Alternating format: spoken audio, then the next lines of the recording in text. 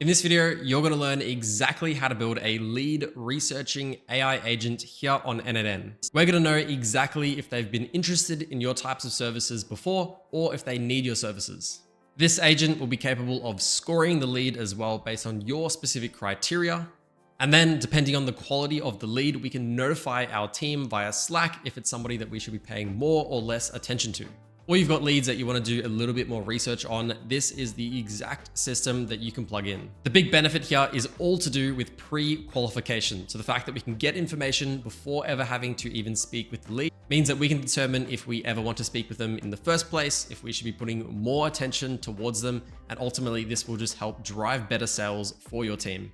Before I dive into exactly how to get this set up, if you do want a system like this for your business, you don't want to have to build it out yourself, you can contact myself and my team by using the link in the description.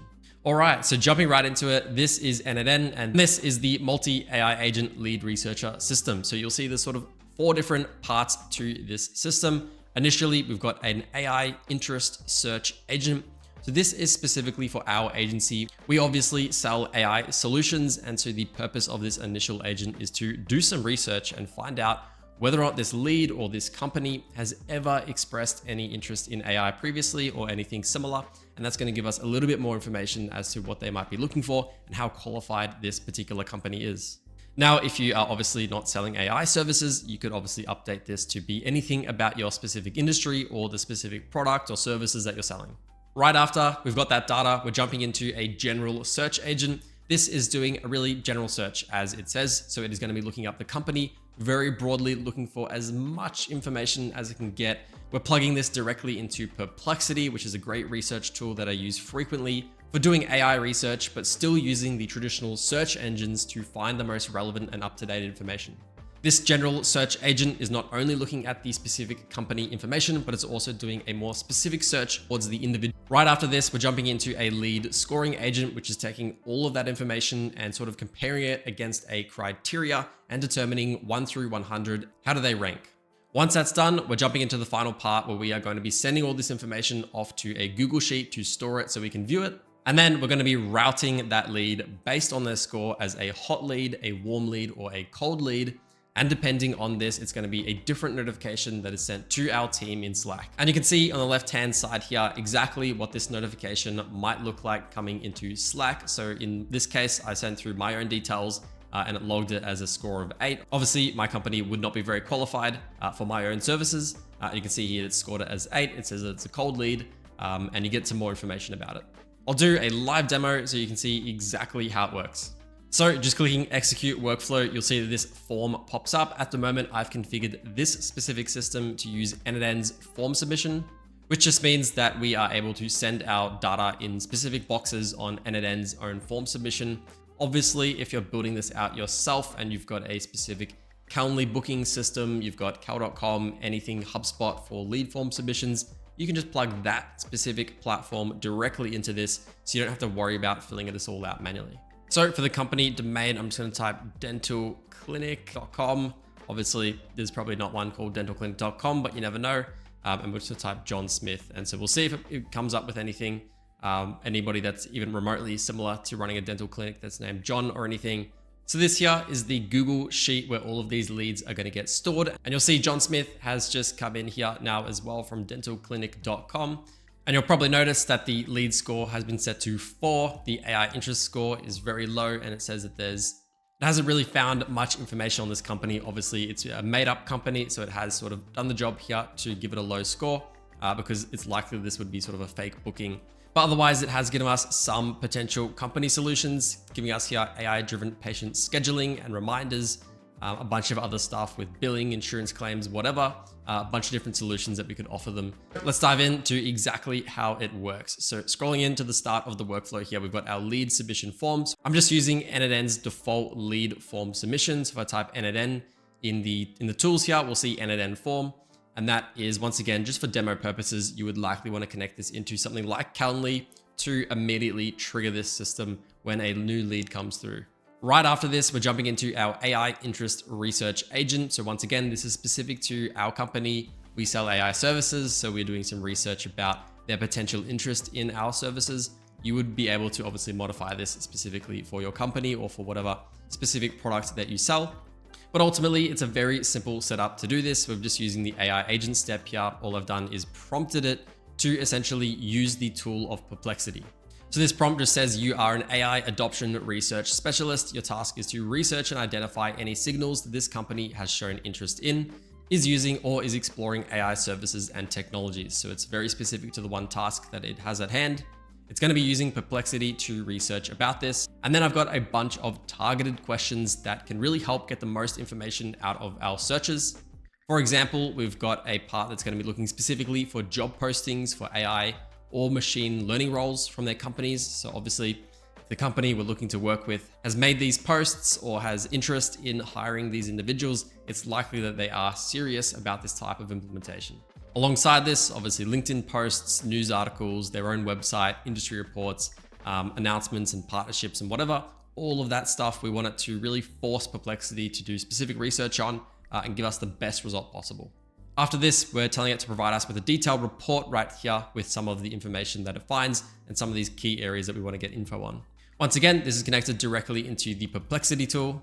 And the only thing that I've done to set up this tool is very simply change the text value, which is sort of our message that's being sent off to Perplexity, to be defined automatically by the model. So our AI agent is going to determine what it wants to send off to Perplexity to get the correct information back. It's likely that it's going to run through Perplexity a few different times if it has multiple different search queries, but it's going to handle everything just with that setup. After this, we've researched the lead and their interest in our particular specific services. We then have a more general search agent. The setup is once again very similar, jumping into this lead right here. We've got a prompt which is ultimately designed to best and most effectively utilize our Perplexity tools. Pretty much just prompting it to get the most out of those Perplexity tools when we're doing a more general research. We might want to research their industry specifically. We might want to research their company and maybe some competitors to their companies. We'll also want to research specifically about that lead. So if I jump out of this agent, we've actually added 2 Perplexity tools to this specific research agent. One is to do with their actual company name. So this is got a little bit of a sub prompt here that says research query on company name doing a general search. This here is used to sort of prompt exactly what the message will be sent off to Perplexity from our main AI agent. So I'm telling it to create a research query on their company name, and we just want to do a general search about them. So that'll give us general company information. It will also likely run that multiple times. If I have a look at our main prompt up here, we've told it to do quite a few different things, to research industry specific automation opportunities, to look at additional context about their company, finding specific reviews about the company, looking up their tech stack, job postings, once again, as well, getting the most amount of information that we can out of them at a very general level. And then we also have this other Perplexity tool, which is more specifically targeting the lead and any personal information it can find about them. And so once again, I've told it the first and last name of the lead.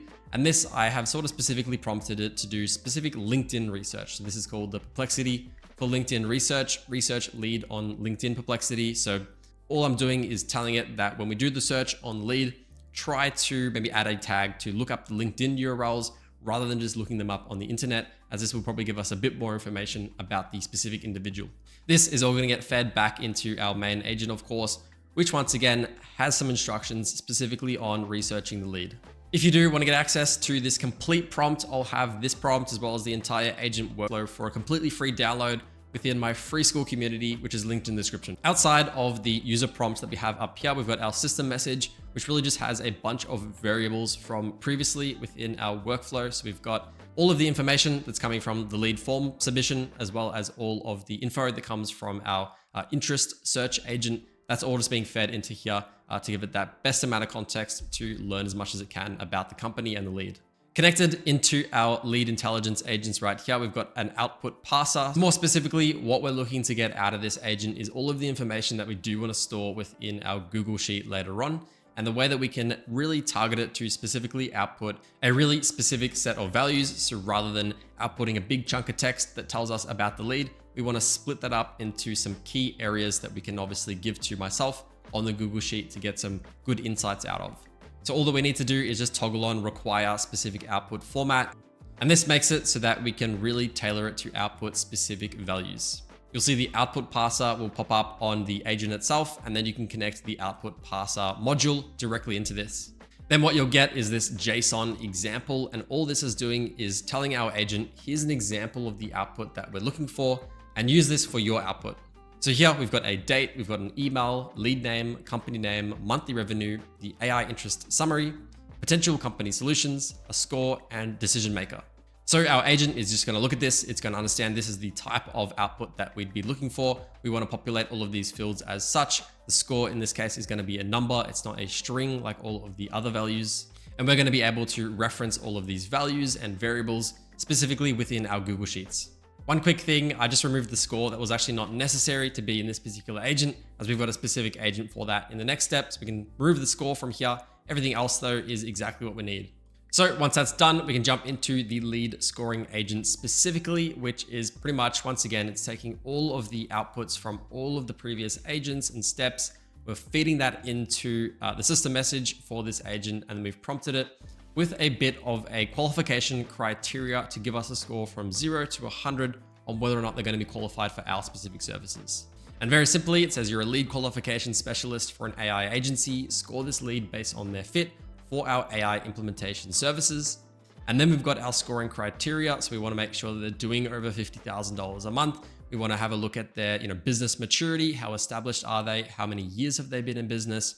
Have they shown any interest in AI or automation or anything like it before? How big are they? What's the industry? What's the likelihood that that industry has any sort of need for this? And that's all going to contribute to that score. And on this agent specifically, we do also have the requirement for the specific output format with the structured output parser on here as well. And all I've done is given it an example here, which says that we're looking for a score. For example, it could be 50. And we've given it a numeric value. So we know that we're getting a single number every single time. And it's not going to give us a sort of a hallucinated big long chunk of text that we can't do anything with. And then finally, we're jumping into the notification agent. We're sending all the information off to Google Sheets. So Google Sheets is very easy to connect to n8n. Just go through the OAuth and log in with your email and password. I've added a brand new sheet that I've created. So this one right here, I've given a bunch of column headings that I want it to be able to populate with. You can really come up with whatever column name you're looking for. It doesn't have to be specifically these ones. The AI itself is going to be populating all of these fields. So there's no field that you need specifically. Obviously, it means that you do need to update the output parser from a couple of the previous agents, but otherwise you can just funnel that information directly into this sheet very easily. So I've set the mode to map each column manually, and then you'll see here we've got all of the fields. It's automatically populated from the Google Sheet, of course, and we've just filled this all out. So the lead intelligence agent is doing majority of this, obviously coming from the output parser right here is what we're funneling directly into it, as well as the score, of course, coming in from that lead scoring agent. Once you've done that, you've now got the information populating in Google Sheets, which is great. In terms of the date, this is something that you will need to update and make it so it's actually doing the current date, not just using the large language model for. So coming over to our output parser, you can remove the date specifically from this output parser, or you can just give the date more accurately to the AI. In this case, what we could do is just give it the variable of the specific date. Otherwise, that's all good to go. And then all we need to do is route by the lead score specifically to determine which alert we're going to be sending over on Slack to our team. So what we're using is a switch node right here. So we'll jump into this. Essentially what it's doing is it's determining based on the score that we have, which pathway are we going to be going down. In this case, we have 3 pathways with the hot lead, warm lead, and cold lead. We've sort of mapped out here that a hot lead is between 70 to 100. The score is greater than or equal to 70, then it will go down that pathway. If the score is greater than or equal to 40, it'll go down this pathway. Or if the score is less than 40, it'll go down this pathway. Pretty simple, pretty basic formulas obviously here to determine which pathway to go down. If it is a hot lead, we're going to set some values specifically for our hot leads. We've got a variable for lead priority, recommended action, engagement approach, follow-up timeline. These are all very specific to it being a hot lead, which is what we're going to be using and referencing when we actually send off the Slack alert to our team. The same process is happening for the warm leads as well, where we have it set to medium, and it's just a few different values in here. And then the same for cold, where it's set to low and with a few different values here that will sort of help to add to our Slack message. But ultimately, the Slack message here, we've got a channel ID specifically for our Slack channel. Search up on Google how to find the channel ID. It's not too hard. Just need to go to your Slack channel, right click on it, click on the settings, and then you'll see the channel ID right there. And as for the actual setup for the message, if I just drag Slack back into the screen, You'll see here with this latest message that I sent through for the hot lead alert, you can see that this sort of structure is coming through and looking like this. We've got a really cool red alert on the left side here to give us, an extra bit of importance to it. Even got some emojis, just really letting you know that this is a hot lead and that this lead probably needs to be actioned pretty quickly. We've got a few different boxes here. We've got a fallback text, and a title. The fallback text, I believe, is just if the formatting of the message gets changed or shrunken or whatever for like a notification. This is what's going to be read out. So you can just set this the same as the title and it will do the same job. In the text here, I have just populated a bunch of information from all of our agents with all the specific information that we would want in order to understand whether or not we need to be taking action on this. And then you'll see with the color at the bottom here, this is to do with that, line on the left-hand side of the message. If we want to make it more alertive, we can do red. Otherwise, the other ones we can change. Pretty simple, very easy to get set up. So there we have it. That's how to build a really nice, streamlined multi-agent lead researcher system. Once again, if you want to get access to this template, you don't want to have to build it out yourself. You can do so by downloading it for completely free within my school community. We've got over 20,000 members now. We've got 50 plus other AI agent templates and courses. So I definitely recommend you come along and join. And if you want to learn how to build a multi-AI agent email system, check out this video right here where I build exactly that.